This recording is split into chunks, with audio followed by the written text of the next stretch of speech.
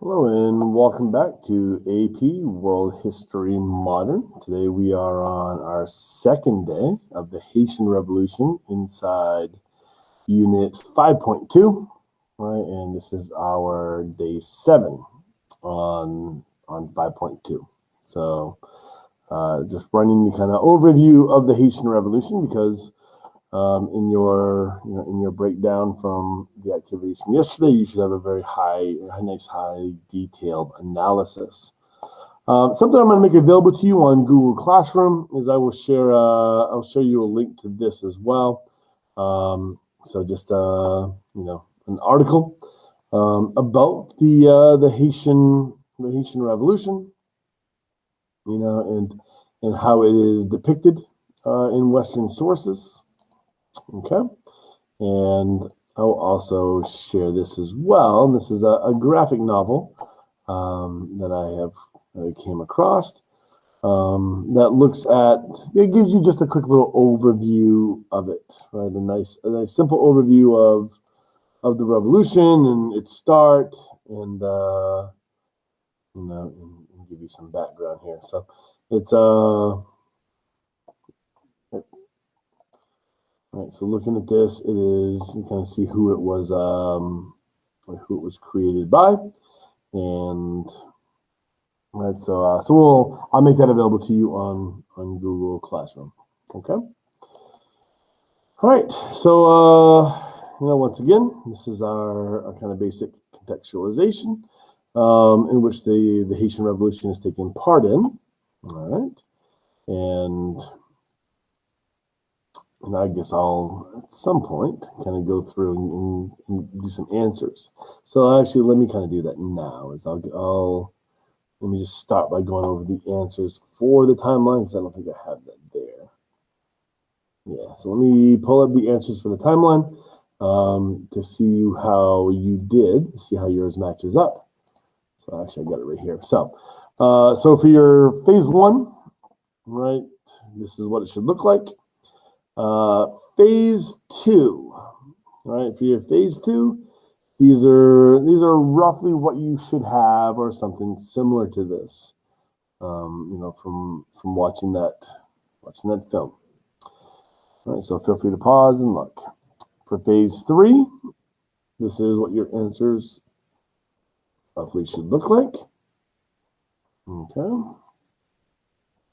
And then lastly, for phase 4, right, this is what your information should largely look like. Okay, so those are the answers I'm going to be looking for, or the ideas I'm going to be looking for in class, right, when you bring those in. Okay, all right, so that's that. All right, that is that. All right, so let's kind of just run through and just do some overview stuff, just things, fill in some blanks. From what you would have gotten from that, from that timeline. Right, so the kind of things that are being produced, where Haiti is situated, or Saint Domingue is situated within the colonial context of the French, right? In spite of everything else going on, you can see what Saint Domingue or Haiti, I guess I'll just call it Haiti, what Haiti was known for producing, right? So coffee, sugarcane, right? Produced more coffee than sugar, or coffee and sugar than all the British West Indies combined. So an extremely profitable colony, right? And of course, there's going to be a tremendous human cost there as well. So 1/3 of all transatlantic slaves brought across the Atlantic, from 1783 to 91. Right, so during that period, you can definitely see a huge human toll. And of course, remember there's that connection to Vundun, so that syncretism that happens between West African religions and Roman Catholicism in the colonies, right? And of course, we're talking about the western portion of the island of Hispaniola, right? I learned just the other day that during this time period, you're also going to see an attempt by the Spanish to reassert full control over the eastern half of the island of Hispaniola, and there's going to be a revolt against that as well there. So a little Dominican Revolution, but we don't cover that in our class, not in our standards, for whatever reason. All right, so just a little bit more contextualization, right? So in this, we had actually already talked about this before when we were dealing with absolutism and our land-based empires in the legal codes of Louis XIV, right? So we have the Code Noir, right? So this is the French legal code for the regulation of slavery in the West Indies, right? In the Caribbean itself. Right, so just give you an idea of what kind of laws we're talking about, right, and a few more. Okay, so with this being our context, here we go.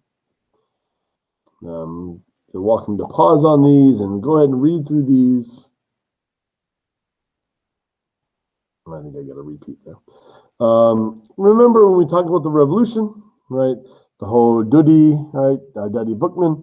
The second phase or the second stage of the French Revolution begins as a maroon Vundoon ceremony. Okay, so there's that Vundoon connection. Once again, making sure that we have that connection between what was going on in the National Assembly and the French Revolution, the ideals being expressed, and the attempt to apply those ideals in Haiti. All right, so we have our passage.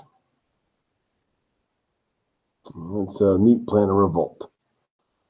All right, so that begins the second stage, right, of the revolution. All right, and we have, and of course, there's this, how could you source this quote, right? So in class, we would definitely attempt to do this. All right, so feel free to do that via email if you're distance learning. All right, so once again, you're free to stop and read through this. This is just giving you some additional evidence. Okay.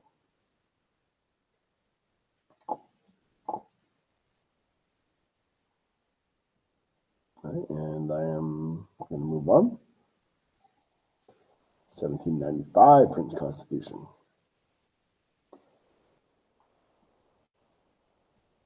Toussaint. Okay.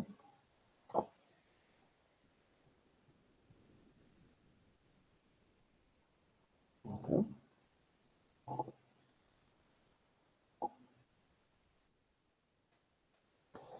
All right, next slide. All right, and next slide.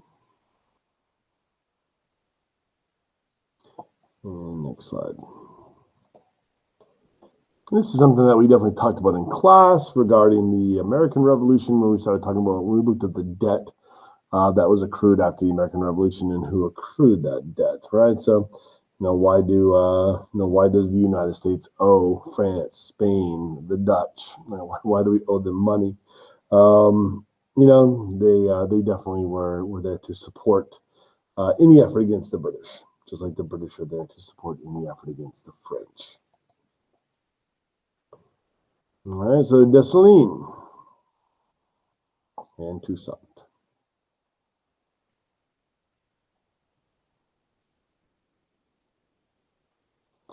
All right, so this is just something I kind of threw together for that human environment interaction connection for you. All right, so from 1793 to 98, case fatality rates among British troops in the West Indies, including Saint Domingue, was as high as 70%.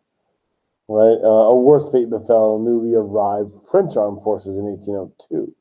Right, so that was sent by Napoleon to reestablish slavery. So Napoleon's initial dispatch nearly 30,000 soldiers and sailors to the island. Evidence suggests the troops were actually an expeditionary force with the intention to invade North America through New Orleans. Because they wanted to establish a major foothold in the Mississippi Valley. Lacking knowledge, basic provisions, control measures, mortality from the disease left only a small shattered fraction of troops left. And those numbers are actually in your timeline. I think it's like 6,000. I'll go back and check them in a minute. All right? So this is because of yellow fever, right? As a result of yellow fever. Napoleon is unable to secure Saint Domingue for slavery again, and then obviously completely ill-equipped to establish a military foothold in North America. Possibly causing a confrontation with the United States, and deal with what's going on in Europe. So as a result of that, he abandons this plan and eventually sells this to Jefferson, right, to the United States.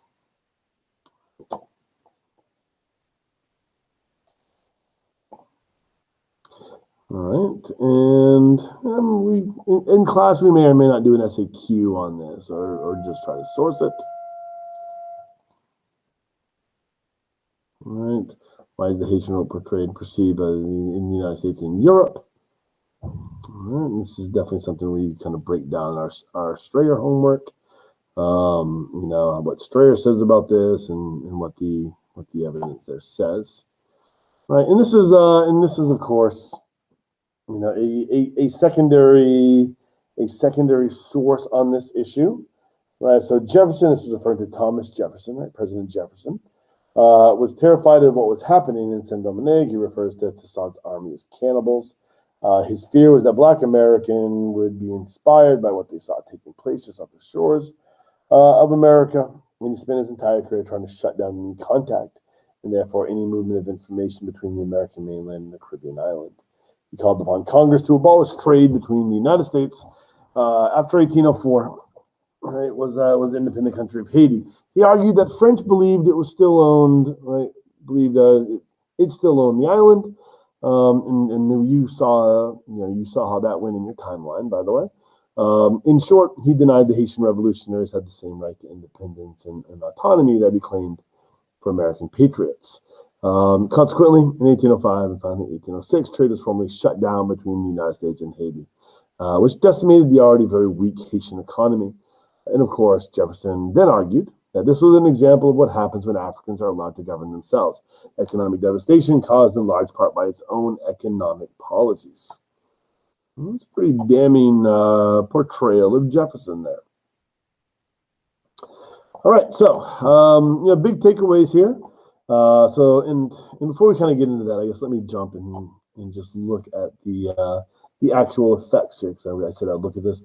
Yellow fever, right? So it kills Leclerc, right? So our French leaders, Napoleon's brother-in-law here, and it kills 24,000 French soldiers, immobilizes, hospitalizes 8,000 more, leaving only 8,000 left. Right? So completely decimating French forces. One other little thing about this timeline that always kind of freaks me out or bothers me. When you look at Vincent Oge, like what was he actually fighting for?